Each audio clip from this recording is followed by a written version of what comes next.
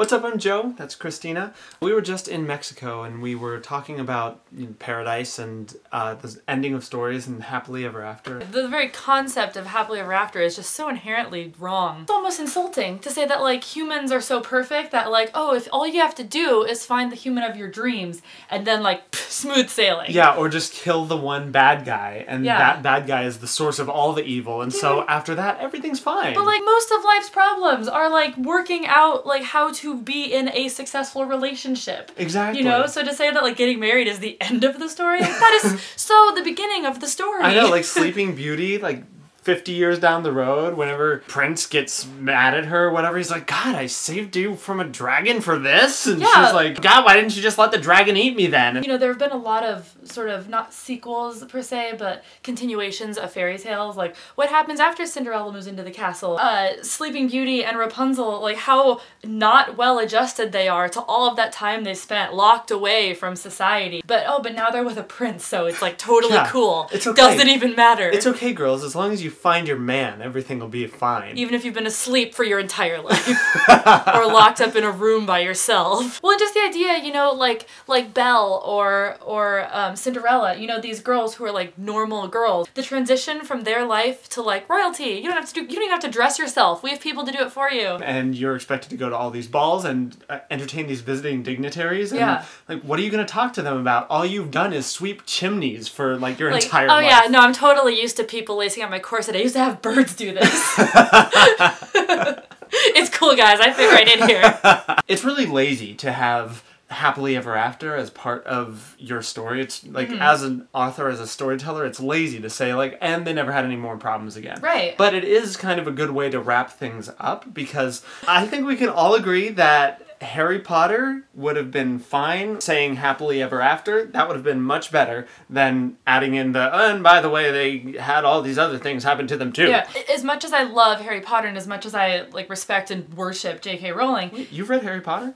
It really bothered me that J.K. Rowling kept having, like, as soon as the book, the last book came out, she kept having all these press releases where she'd be like, oh, so here's what Luna did, and here's what Neville's up to, and these guys worked here, and these people got married, and we're like, dude, stop! You know, you gave us 7 books, we're not getting any more books, so stop! And if you want to tell those stories, then tell us those stories. In a book. But don't just put out, like, a list of Facebook updates. Right, exactly. Like, don't give me Harry Potter Twitter, either give me book 8, or let us just, you know, deal with it. Although, I would say, if she wanted to start writing a Twitter for Harry Potter, I would probably read this.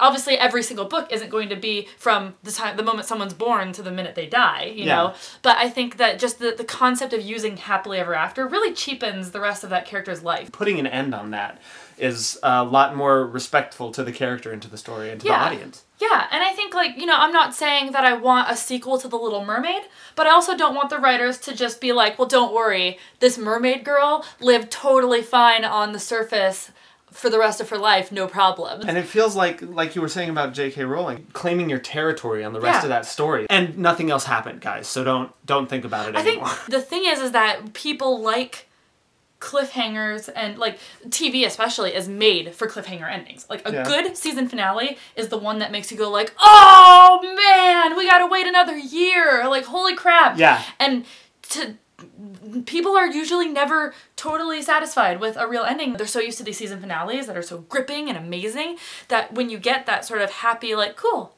yeah, everything's done. People are really disappointed. They're left wanting more because we're so used to that. You don't have to have the perfect ending or anything like that, as long as it speaks to your story and it works. Like the ending for the Hunger Games, like you said, you know, the ending for the Hunger Games was really great for its story because it was telling a bittersweet story the whole time, and that ending was appropriate for it. And the ending for Job Hunters was very much appropriate for the story that it was telling. That's the first time I think the audience really got punched with that, which was really cool for this first season. And then learning what happens next as we go forward. Speaking of going forward.